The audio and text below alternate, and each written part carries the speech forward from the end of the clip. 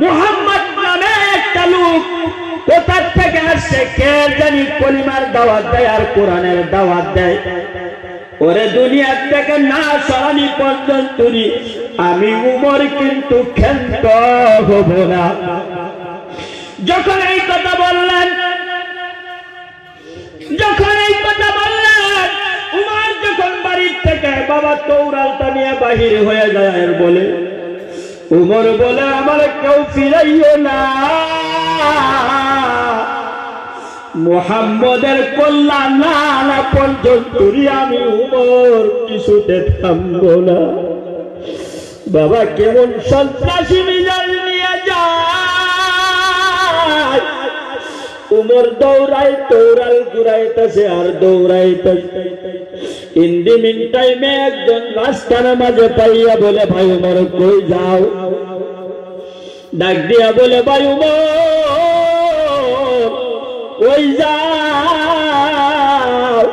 উমর বলতেছে একটা পাগলের আবির্ভাব হয়েছে মক্কায়, যে মানুষের কাছে কলিমার দাওয়াত নিয়ে যায়, কোরআনের দাওয়াত নিয়ে যায়, ইসলাম গ্রহণ করে। জোরে কোন সুবহানাল্লাহ, আরো জোরে বলেন সুবহানাল্লাহ।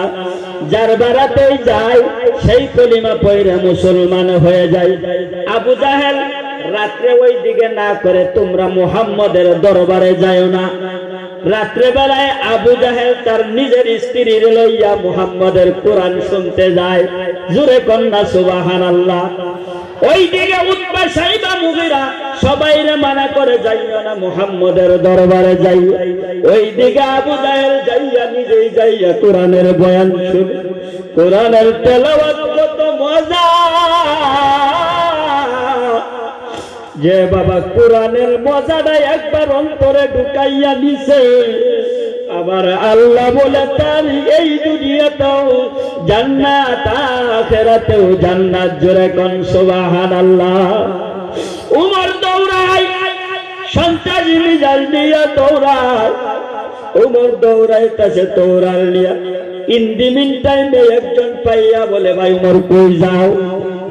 বলে ওই পাগল